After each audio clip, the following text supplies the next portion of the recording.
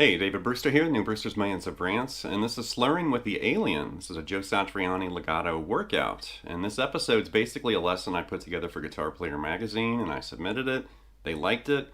We put it on the back burner, and then unfortunately we moved on to other lessons, and that lesson was never picked up or published. So I've been going through some of these old lessons that I put together for Guitar Player that weren't used, and then transforming them into videos here on my channel. Definitely Joe Satriani's been a huge influence on me since I was a teenager in high school, and his legato technique was definitely something I investigated and explored early on in my playing because I heard him doing it along with people like Steve Vai and Van Halen, Alan Holdsworth. There's tons of legato shredders out there. So if you want to improve your technique and get better at using legato, this lesson is totally for you.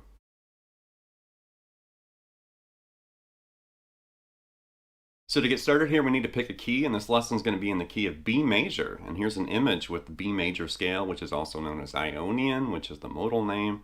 But here's the spelling, and notice the formula and everything for a B major scale.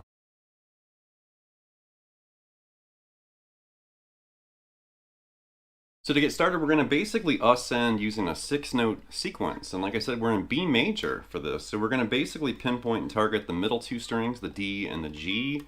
And then later I can show you how you can flesh this out with other string groups and other places on the fretboard.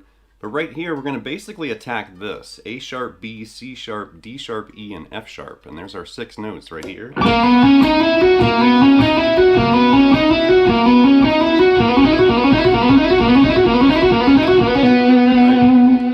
To get started here, I haven't really seen very many people talk about this, but I do remember watching a short video online with Joe. It might have been from Guitar World, or maybe it was Total Guitar, but he was talking about using your fingertips, and you know how a lot of players, sometimes they'll kind of lay their fingers down in a weird way or twist their finger in a weird, position. But he was literally talking, and I think during the video he did this, and he kind of mashed his fingers into a string, and then he showed like that's kind of your goal. Like you really do want to use your fingertips. So to get started there, like that.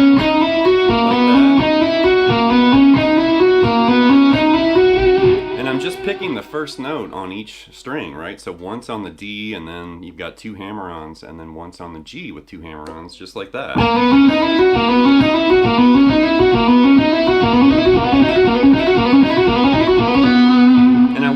About speed at first. Worry about, playing it very articulate and very clean, and get your technique and your hand position and fret hand position where you want it, and then you can start going faster. But just do it real comfortable.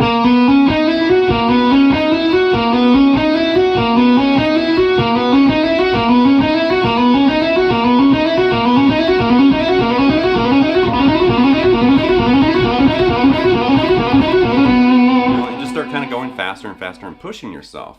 So that's starting with your index finger, right? So let's do it again, but now we're going to start on that B note. So we're going to start with your middle, then your pinky, then your index, and that's going to change the feel of that little 6-note sequence. So instead of this, we're starting right there.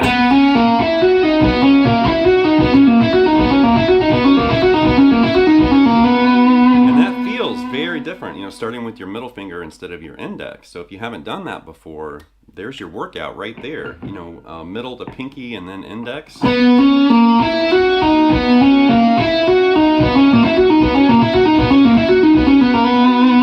then the last one here with this ascending group, start on the pinky note, like that C sharp, and then grab that A to B. So now it's pinky, index, middle, for the 6-note pattern.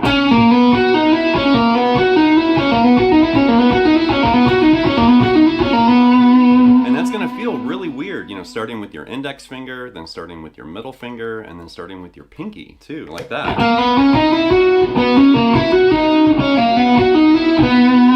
Just something to think about as you start moving through that 6-note pattern and sequencing and running through it like that using legato. All right, now we're going to descend that 6-note pattern or sequence, starting on that F sharp.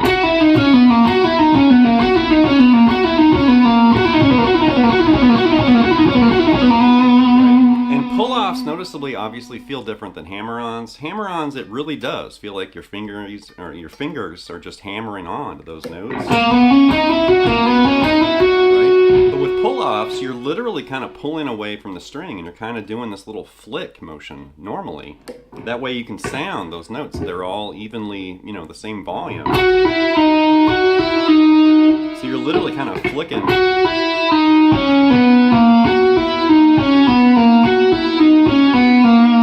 And once again, I'm just picking the first new note on each string, right? Or I guess the first note on each new string is what I meant, but like that. Now the next descending pattern, we're going to start with your middle finger, descend, and then you're going to pick up the pinky like that.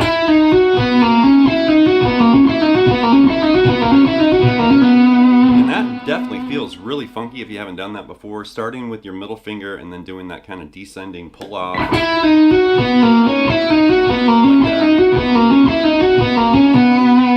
And then the last descending pattern starts right there on that D sharp, so it's index, pinky, middle for the pattern. So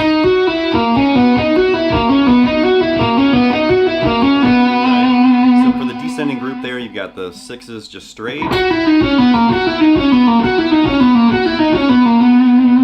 got this one. And this one. And already just running through this as a demonstration, I'm just going real slow here just to show it. I can already feel it like in my forearm and in my hand, my wrist. You know, it's definitely working. The muscles, ligaments, and tendons in my hand. Just running, you know, the ascending group and also that descending group too. Now we have ascending 12-note sequences. So we're going to continue using the same 6-note sequence of notes that we had previously, but we're going to pick this up. And that's still part of B major, but we're starting on that G sharp right there. So now we've got 12 notes here and 2 groups of 6, so there's 12, right?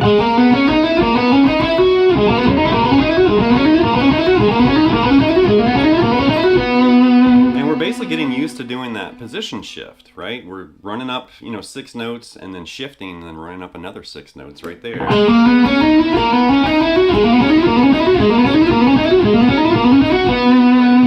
In the next pattern, we're going to basically start weaving. So we're going to do ascending 6 and then descending 6 up here like this and use a slide. Like that.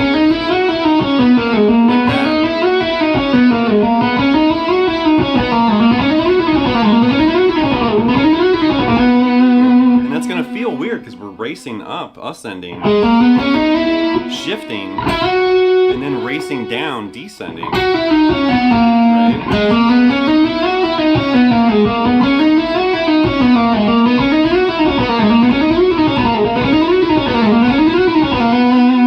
Then the last variation here, this is really interesting. We're going to go up on the D, shift, then descend in that second group right here. And then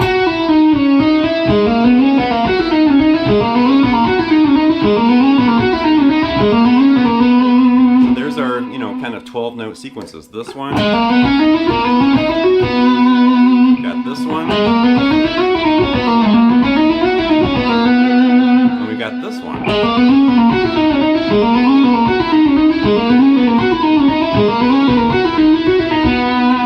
And you can continue making variations like this, but it's just kind of showing you different ways of weaving those notes together, shifting, and you're using different fret hand combinations and finger combinations, but really a great exercise. And you can once again feel it in your forearm, your wrist, and in your hand.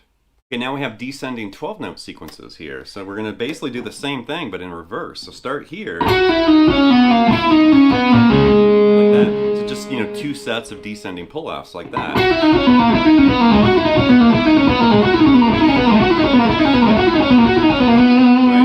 So that's pretty basic, you know, pretty easy to see there, just descending straight. You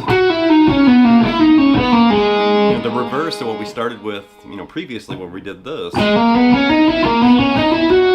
we're going backward, right?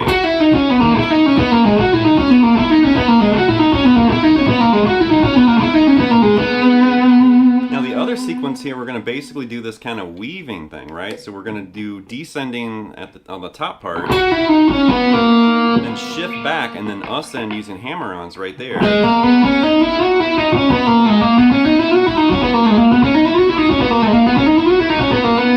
It's kind of the reverse of what we had previously because we started with hammer-ons and then, you know, descended with pull-offs. This one we're starting with pull-offs and then ascending with hammer-ons like that.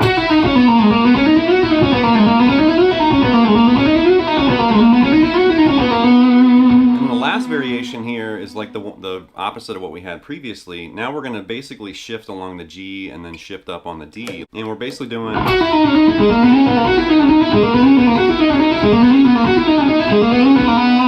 That one definitely feels weird because your pull-offs, you know, descending, then hammer-ons ascending, hammer-ons ascending, shift up, and then your pull-offs descending. So that's a weird, you know, feeling sequence, but it's great for waking your hand up.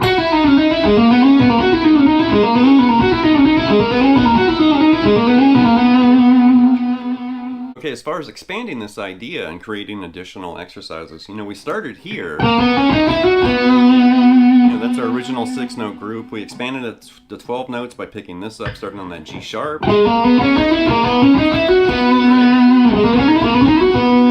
Now we can basically expand this the other way. We can go up here, because here we had, you know, index, third, and pinky for that, you know, first, you know, 6-note group, and then the second one there was index, middle, and pinky. We can expand this to a third 6-note group right there, and we're using this whole step shape, right? So instead of this stuff, we can expand it and go this way, like that. And we can basically work through all those same variations we just covered, you know, with the other, you know, 6 and 12 note groups and sequences, but now we can incorporate, you know, this shape. We could actually start weaving between all those shapes if you wanted to. You could do...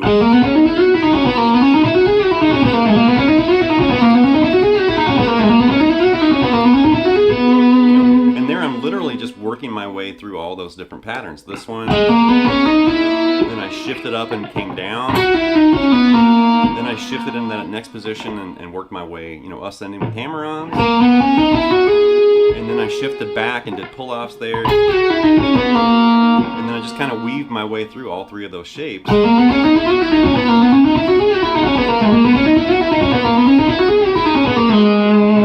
That's a really good workout right there, because you're basically working on 3 of the most common fingering combinations on the fretboard. You know, the index, third, and pinky, index, middle, and pinky, and then that dual whole step shape right there. The last expansion or variation I'm going to include here is something we've talked about in numerous videos here on my channel, and that's octave linking. So there, you know, we were basically just cruising around on the D and the G string, right? And starting right there. And if you remember, if you've seen my other videos about octave linking, we can expand this into other string groups and other fretboard positions. You know, starting here, we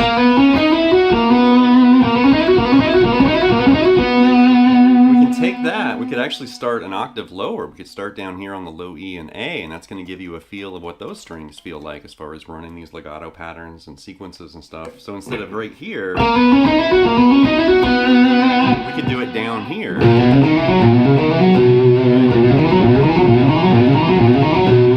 All those same variations and sequences and stuff we looked at. And if you don't like going down, or after you've investigated, you know, that lower octave, you could also move it higher, and you can go up here. So instead of this, you could start way up here on the B string on that A sharp right there and do the same exercises, same sequences and everything right here on the B and the high E. Right?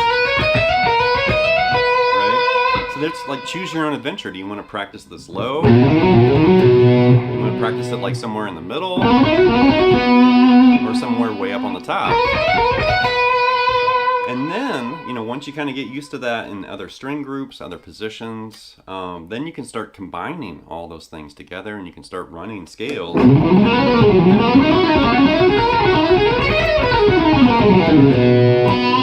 know, like Satriani and all these players do, but you have to start small before you start flying across the string.